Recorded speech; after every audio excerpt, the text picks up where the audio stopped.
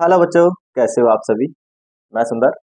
आज हम सीखने वाले हैं डूडज के बारे में। डूडज क्या है, डूडज का मीनिंग क्या है। डूडज एक हेल्पिंग वर्ब भी है और एक क्रिया भी। ठीक है, तो इसके बारे में आज हम जानने वाले हैं। डू जिसका कहाँ होता है, इसका एक्शन जो होता है किस प्रकार से होता है, किस प्रकार के वाक्यों के अंदर इसको प्रयोग किया जाता है।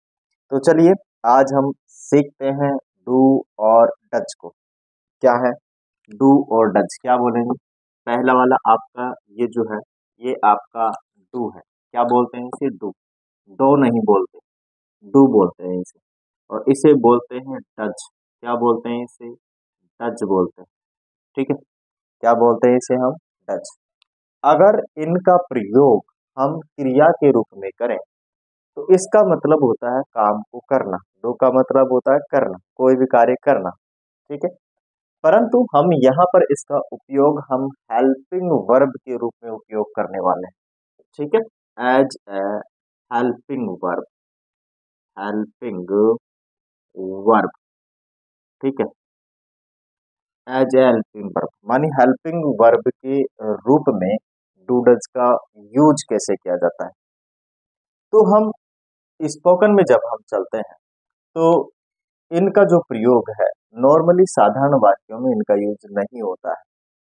ठीक है ना, साधारण वाक्यों में डूडल्स का प्रयोग नहीं होता। जैसे मैं खाना खाता हूँ, मैं पानी पीता हूँ, मैं लिखता हूँ, मैं घूमता हूँ, मैं चलता हूँ, मैं दौड़ता हूँ, मैं सोता हूँ, मैं नहाता हूँ, मैं पीता हूँ, मैं सोचता हूँ, मैं वॉट एवर, मतलब काफी सारे ऐसे हिंदी वाले वाक्य हैं जिनमें इनका उपयोग, मतलब ये जो वाक्य मैंने बोले सारे साधारण वाक्य थे।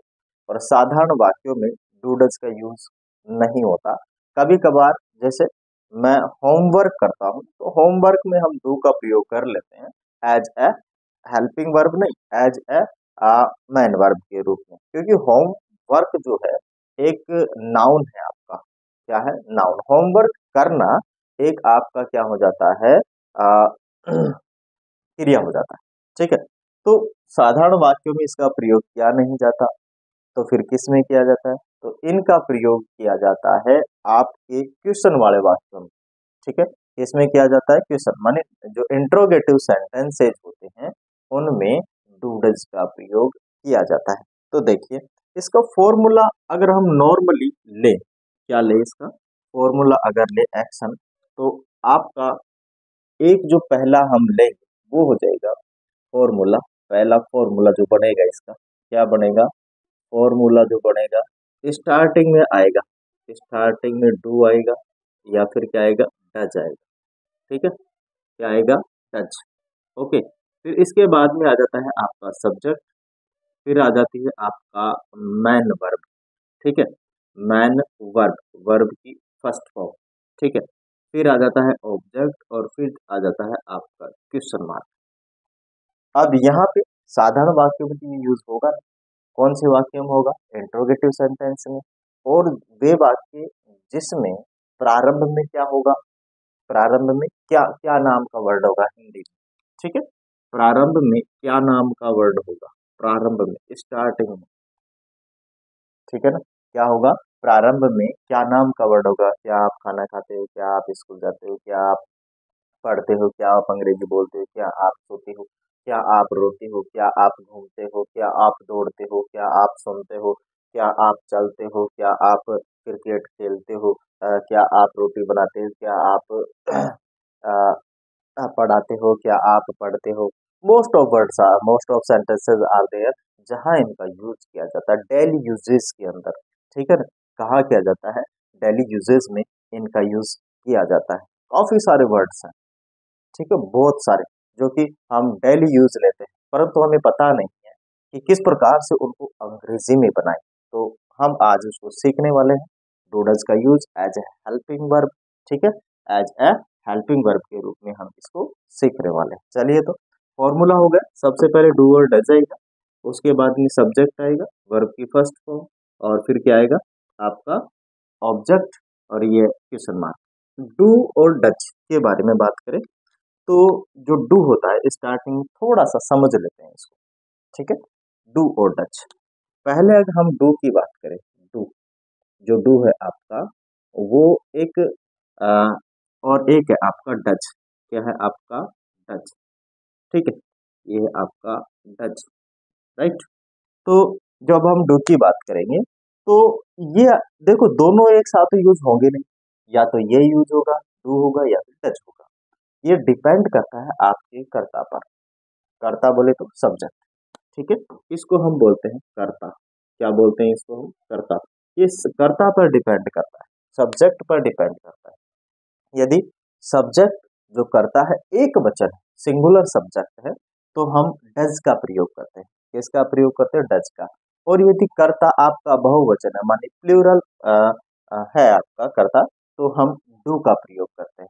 ठीक है, तो ये जो है ना, ये किसके साथ प्रयोग होता है? बहुवचन कर्ता के साथ। यहाँ पे हम लिखेंगे बहुवचन कर्ता के साथ। क्या लिखेंगे? डू का प्रयोग कहाँ होगा? बहुवचन, बहुवचन, बहुवचन कर्ता के साथ। ठीक है, अब बहुवचन कर्ता कौन कौन से होंगे वो भी मैं लिख देता हूँ। जैसे नॉर्मली हम आई के साथ, ठीक है, प्रेजेंट सिंपल टेंस के अंदर हम आई के साथ डू का प्रयोग करते हैं। यहाँ पर हम इसको बहुवचन मानते हैं। आई, आई हो गया, यू हो गया, आई, आई हो गया, यू हो गया, दे हो गया, ठीक है, बॉयज हो गया आपका, एक और लिख देते हैं वी, ठीक है ना, वी हो गया। ओके, यू हो, ये हो गया, बॉयज हो गया आपका, ठीक है, गर्ल्स हो गया आपका, वुमीन हो गया, वुमीन हो गया आपका, चिल्ड्रन हो गया, चिल्ड्रन, ठीक है, चिल्ड्रन हो गया आपका। तो ये सारी जो है ये बहुवचन करता है। आई मानी होता है मैं होता है, यू मानी होता है आप, ठीक है, दे मानी होते हैं वे मानी होते हैं हम, और बॉयज मानी होते हैं लड़के, और गर्ल्स माने होते हैं लड़कियां, लड़कियां, ठीक है, लड़कियां। और वुमन होता है महिलाएं, महिलाएं, महिला ये होती हैं। चिल्ड्रन माने होते हैं बच्चे। तो ये सारे क्या होते हैं? आपके बहुवचन कर्ता। मानी हम इसको लिख सकते हैं प्लूरल सब्जेक्ट। क्या लिख सकते हैं?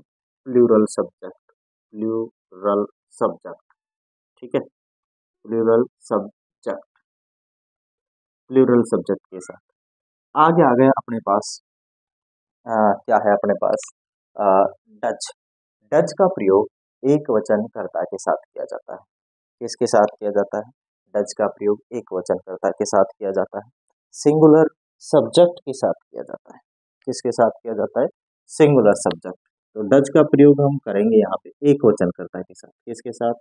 एक वचन, एक वचन कर्ता के साथ, ठीक है, बोले तो सिंगुलर, सिंगुलर सब्जेक्ट, ठीक है, सिंगुलर सब्जेक्ट।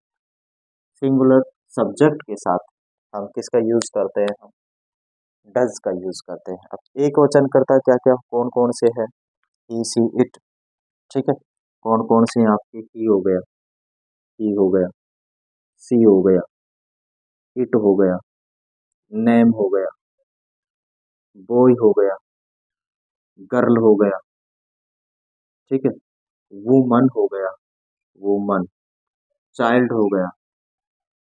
ये सारे के सारे सिंगुलर सब्जेक्ट हैं आपके। क्या है आपके? Singular subject. सारे के सारे क्या है बाबू? Singular subject. तो सिंगुलर सब्जेक्ट इनके साथ हम किसका प्रयोग करते हैं? डज का प्रयोग करते हैं। ठीक है, इसको समझेंगे अच्छे से, टेंशन ना लीजिएगा। तो अब जरा समझो, ही मानी क्या होता है? वह, वह किसके लिए काम आता है भाई? मेल के लिए, ठीक है, फीमेल के लिए नहीं, मेल के लिए। ये जो होता है आपका, मानी पुरुष लिख सकते हैं आप यहाँ पे, पुरुष, पुरुष, ठीक है, पुरुष के लिए काम आता है। सी भी वही होता है, वह होता है, ये महिला के लिए, स्त्री, ठीक है, स्त्री, ओके।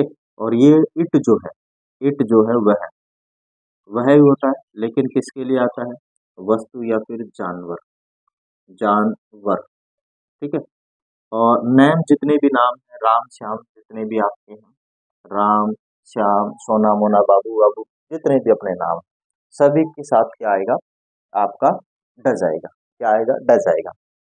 बॉय माने लड़का, एक लड़का है तो लड़का, और गर्ल माने लड़की, ठीक है।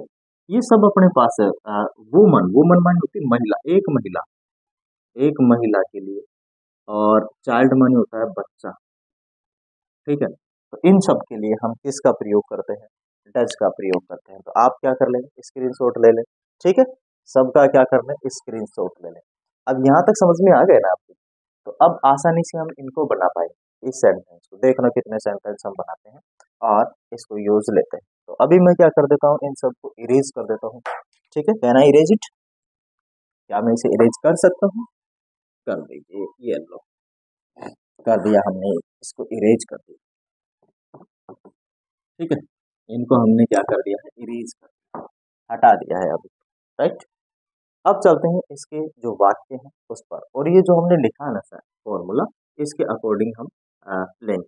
मैंने क्या बोला था कि भाई डू डज पहले किसी भी वाक्य में आते हैं अंग्रेजी वाले में, इसका मतलब हिंदी वाले वाक्य में स्टार्टिंग में क्या आएगा, क्या आएगा, क्या। साथ ही साथ जो डू डज है वो है आपका हिंदी में जो अर्थ देता है, हिंदी के अंदर जो अर्थ देता है वो देता है आपका ता है, ठीक है, ती है और ते है, ये आपका अर्थ देगा, ये आपका क्या देगा, अर्थ देगा, ठीक है ना। अब चलो देखो, पहला वाक्य मैं लेता हूँ, पहला वाक्य मैं लेता हूँ, क्या, क्या आप पढ़ते हो कि सुन। दूसरा, क्या आप स्कूल जाते हो। तीसरा, क्या, क्या वह बोलता है। सारे पे क्वेश्चन मार्क है, ठीक है। क्या मैं बोलता है, चौथा इधर लिख लेंगे, चौथा वाक्य, क्या राम, क्या राम दौड़ता है। पांचवा, क्या सीता, क्या सीता हाँ खाती है, ठीक है, चाहे तो खाना खाती है वो लिख सकते हो। छठा, क्या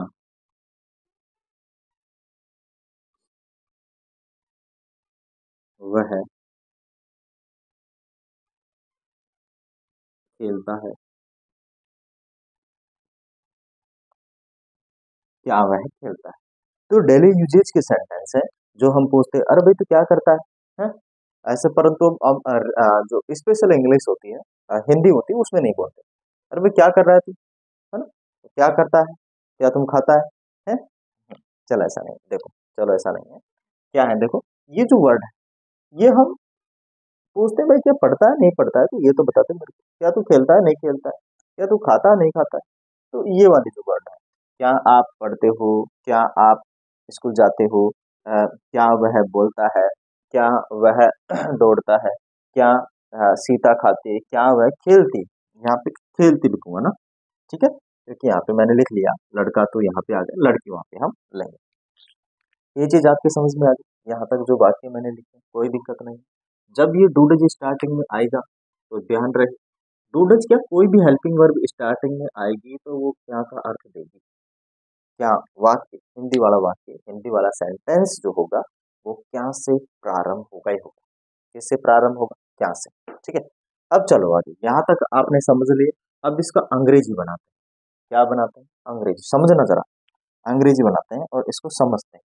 अब देखो, मैं ये क्या है ना, या तो डू आएगा या डज आएगा, इसको समझो कि भाई एक बहुवचन है, मैं सेकंड लिख देता हूँ, तो डू काम में लेंगे। एक वचन सिंगुलर, तो उसके लिए हम डज काम में लेंगे।